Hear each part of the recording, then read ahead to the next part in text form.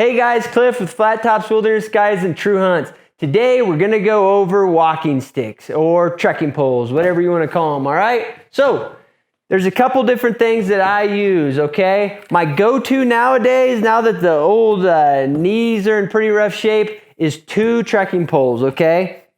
These are adjustable with just these snap type of adjustments, okay? Like this, all right? And that's nice because going uphill, I can make them short. I can make them significantly shorter than they are right now, just with those tension things. And as I'm going uphill, it's nice to have shorter poles because you can dig into what you're going as you're going up to, right? Just the angles are correct, right? When you're going down and you need something to catch your weight, you just pull these out.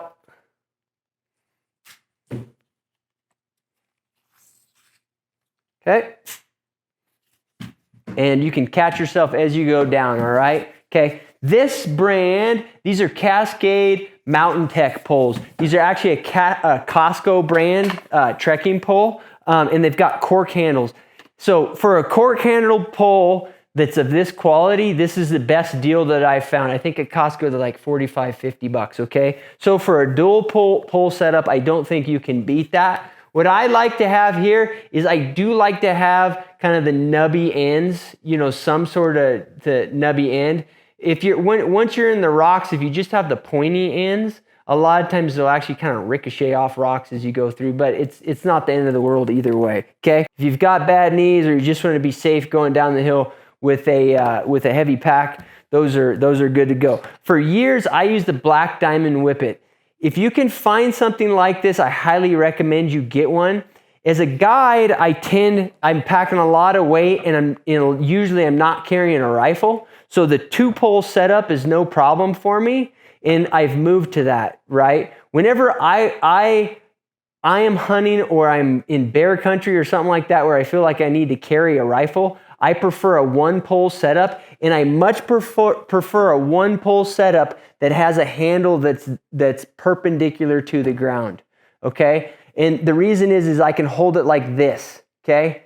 So high five over the top like this, okay? And the reason that's awesome is going downhill with a rifle slinged over one side of your shoulder and a goat or sheep in the back of your pack, making it a 100-pound pack, is you can go like this, hold your hand out, and you can put an enormous amount of weight on that, okay? A pole like this, if you've just got a single pole and a rifle on this hand that you've got to hold that sling, right? If you have a pole like this in the ground, it's a lot harder. You have kind of sliding tension on that pole, okay? So if you can find a pole for your single pole usage that's like this and you can do sideways, it's a lot better and you got a lot better grip, okay? This little ice axe on a whippet is not useful as an ice axe. You can't safely self-arrest or anything like that. Not that that's all that applicable to our hunting scenarios anyways, but it is nice to have a little tool there, right? I've got a cover on it,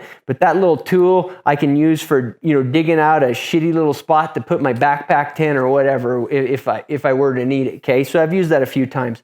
This pole right here, this exact one, not other duplicates of it or whatever, this exact one I've guided with for over 10 years. And you can see it's in pretty darn good shape. And I can tell you dozens of times with a 90-pound pack on, I have driven this between 2 boulders and as hard as I can, basically with my body weight, inadvertently, obviously, I've put a ton of torsion on that thing across it, and I've never bent it, never broke it, and this thing is about as durable as it gets, okay? So that's one option for you. I don't think they make them anymore. You can probably find them in the aftermarket, but you can find similar poles that kind of have that same handle, all right?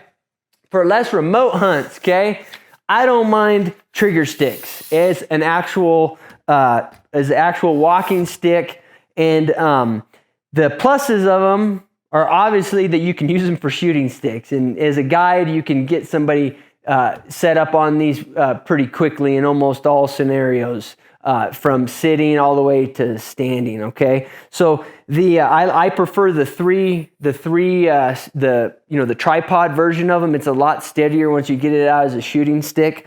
And The disadvantage of them, obviously, is they're much more bulky. They're bulkier, they're heavier, and they're not near as durable as the first couple options I showed you. This is not really a mountain hunter's dream, okay? On a hunt that I've got to pack up in the mountains more than a mile or so, I'm not going to pack these, okay? So just keep that in mind. The other thing about them, and there's just a trick to it, is they're loud. They're loud when they're hitting things because there's multiple poles here, okay? So if I'm on a stalk, what I do is I grab these and hold them tight here, okay, as I move around. Even if I'm going to use it as a walking stick, I'll hold those poles together so they're pressing against each other and you don't get that metallic sound, which is a horrible sound to hear during a stalk, okay? So the one last cool thing I'll tell you about these are great for like aoudad hunts and stuff like that aren't all that remote but are glassing intensive, is you can set this up where you can set your binoculars on your walking stick, right? And that's pretty helpful for glassing, all right? So hopefully that gives you a little overview of what I use in terms of walking sticks and trekking poles. Thanks, guys.